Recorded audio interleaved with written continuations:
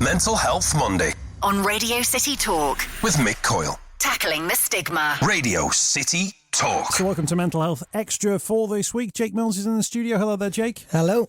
Oh, how's your voice, Dave? Oh, yeah, no, it's okay. Do you know you're all right? Yeah, fine. Absolutely fine. Well, it's going around, so you've got it.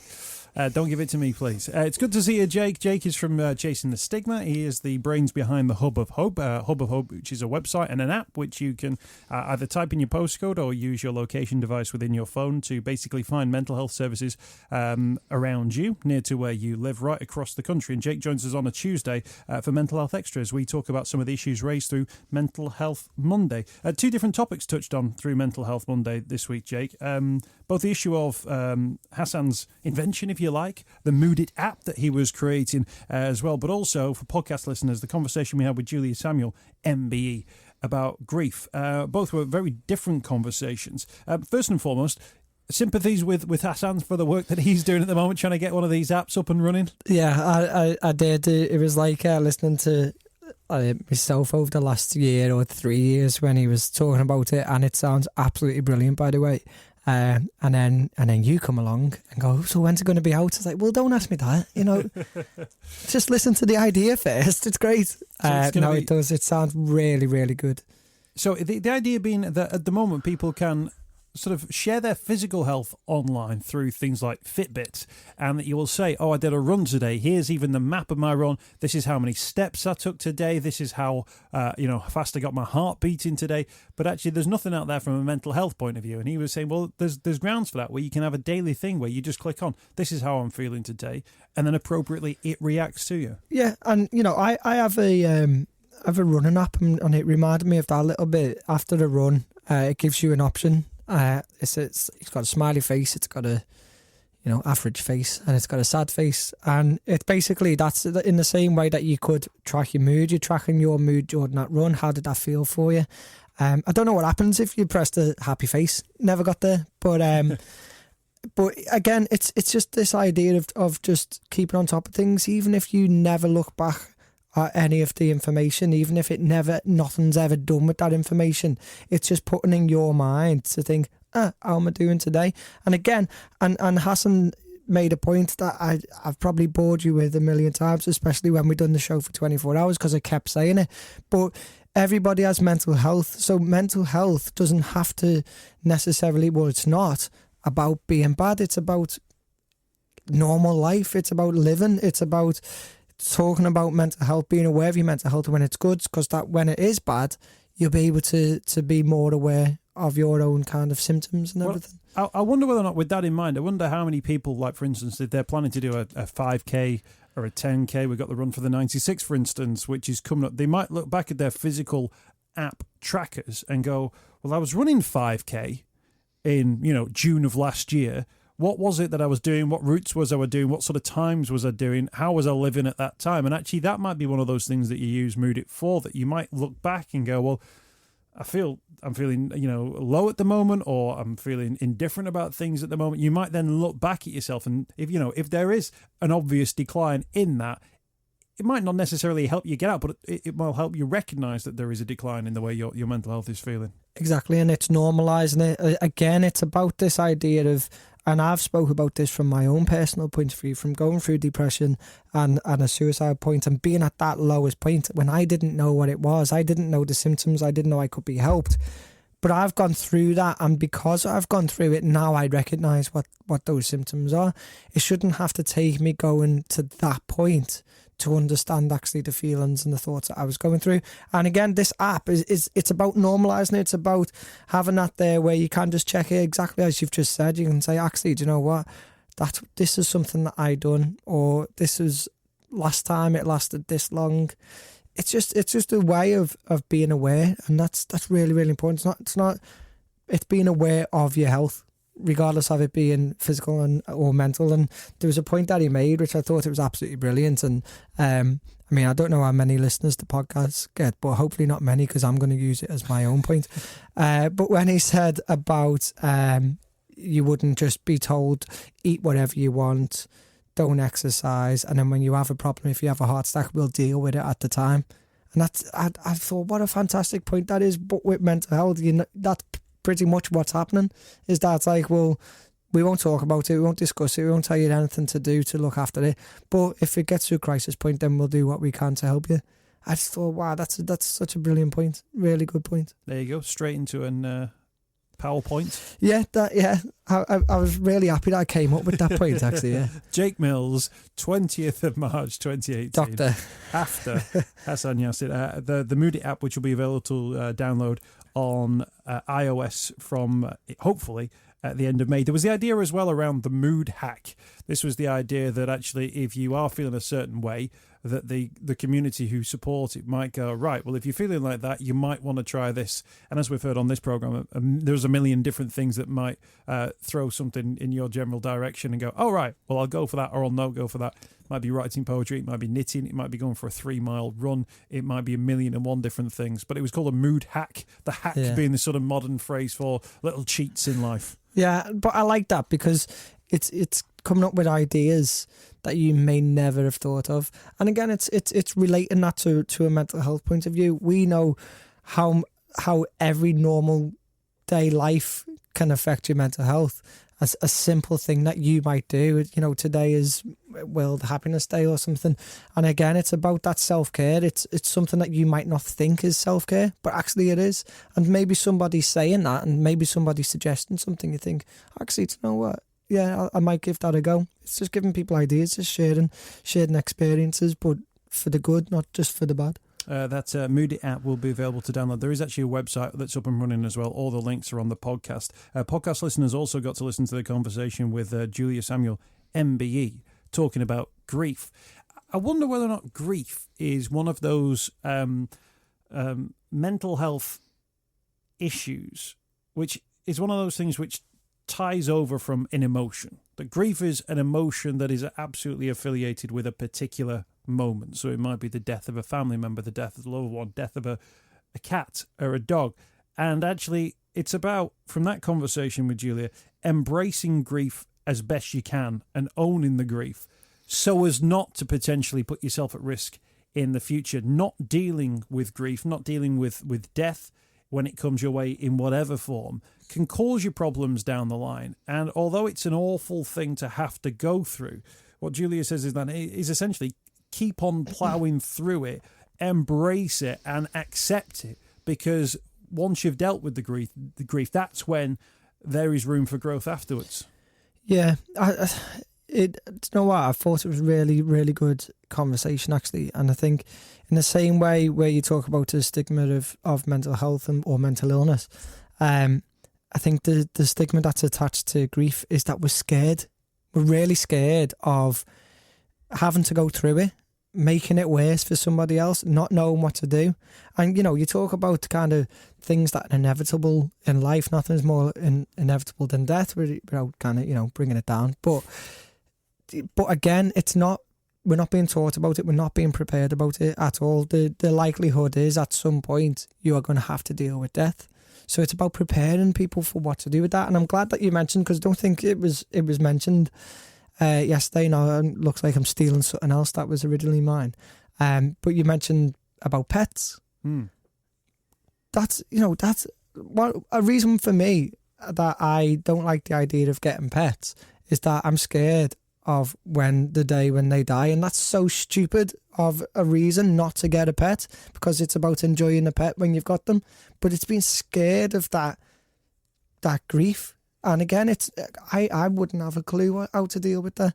So it's about preparing people. And, I think you were discussing this yesterday as well, but it's understanding that everybody grieves differently. And even within the same family, even within the same unit. And the amount of times that you do see relationships break up because somebody just can't deal with that grief. And then somebody else will say, well, I lost my mum too. Why are you reacting like that? I lost my mum and I'm going through it this way. But everybody's different, and it's such a difficult time because it's so many different emotions, so many different meanings to that person, from the loneliness, for the what happens now, where do I go, how do I live my life? There's so many unanswered questions. It's such a difficult time, and I just think even that conversation, little conversation yesterday, hopefully we'll be able to help people to try and maybe think about it. No one wants to have to think about it. No one wants to have a conversation with your loved ones about that. But then ultimately it probably will be the best thing for you and for them. It's interesting, you know, the stages of grief that you go through and the denial and the anger. One of the things that I'm aware of in people that I know, just anecdotally, is that it's the sense of regret that comes with death, things that you didn't say to people, unanswered questions that you have that you can never get answers to anymore, that there is a regret that you didn't have that completed relationship with an individual or a dog or whoever it might be. And that's one of the things which then stays with somebody, that you have questions about, you know, even the regret of, you know, why are they not here anymore, that it's not fair that I didn't get to have that relationship. But that idea of closure is a really interesting one, because I always find that if you have elderly relatives, even though you will absolutely love your nan or your granddad to pieces, you have a sense of, well, they're old, they lived long lives, hopefully, and, you know, they'd been in and out of hospital and they'd had certain treatments. So when they did that, it was sad, but eventually you accepted it and you realised that relationship with them was completed, and then they went on their journey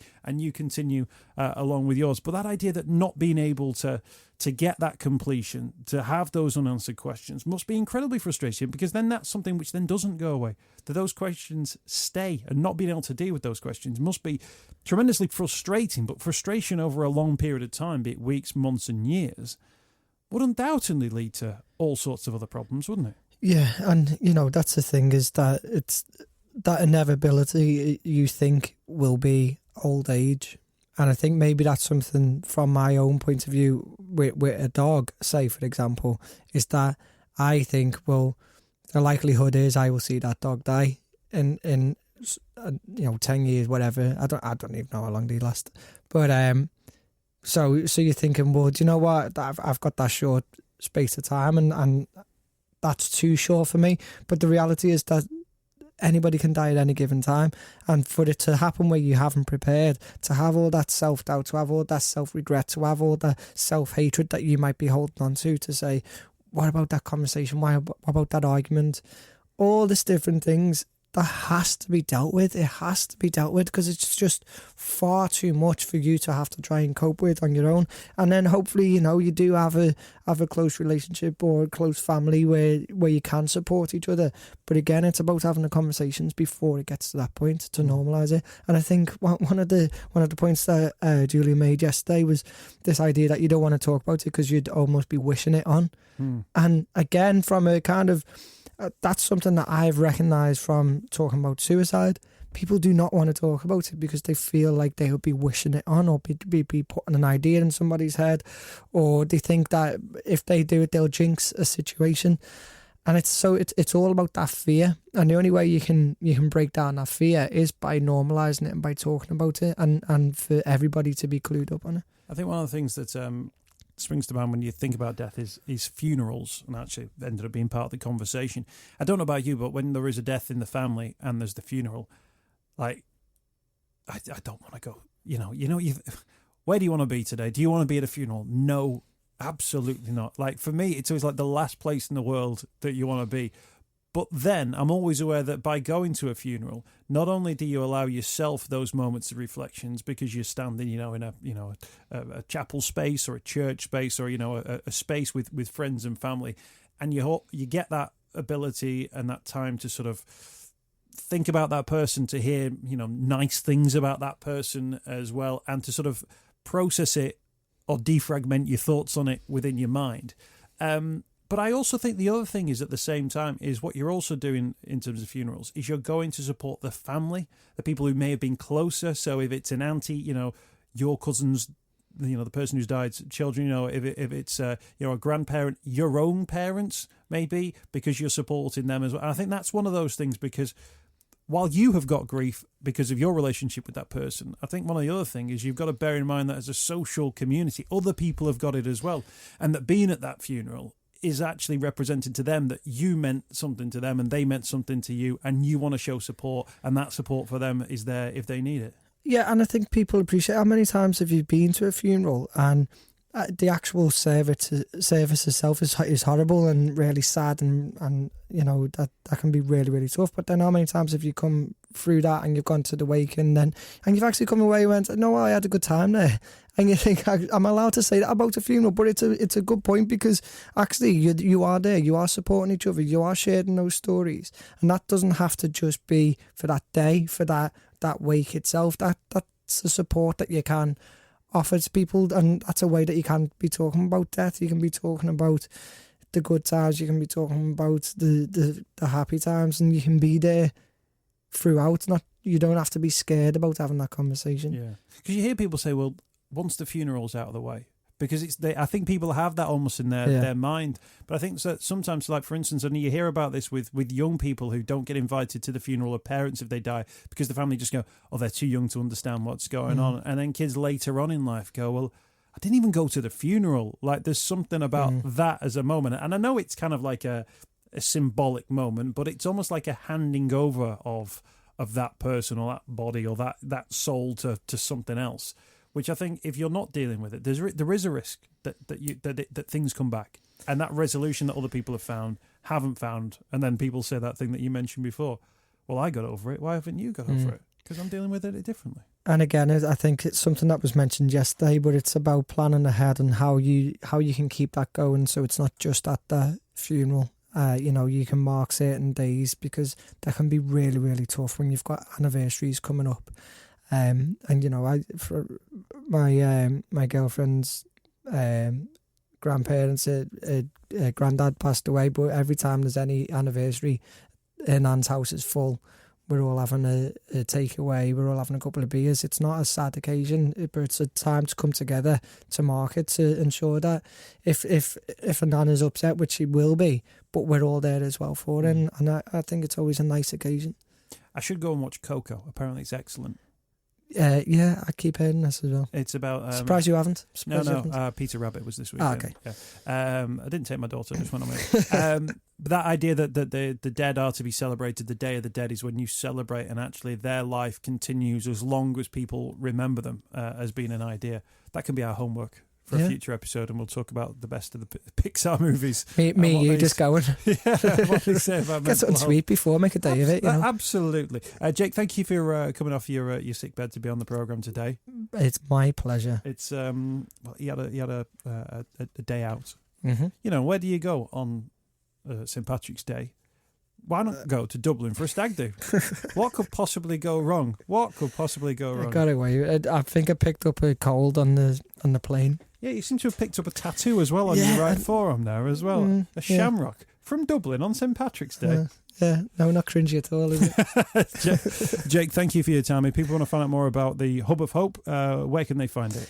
You can go on hubofhope.co.uk, or you can download the app on iOS, soon to come to Android. There we go. Eventually, Moodit, Hub of Hope, they'll be out on every single app, every single platform and available, but we'll make sure it's up on our social media. Where's your app? When it is. I do a good old-fashioned radio show and podcast. Jake Mills, thank you for your time. Mental Health Extra every Tuesday from Radio City Talk. Mental Health Monday with Mick Coyle. Radio City Talk.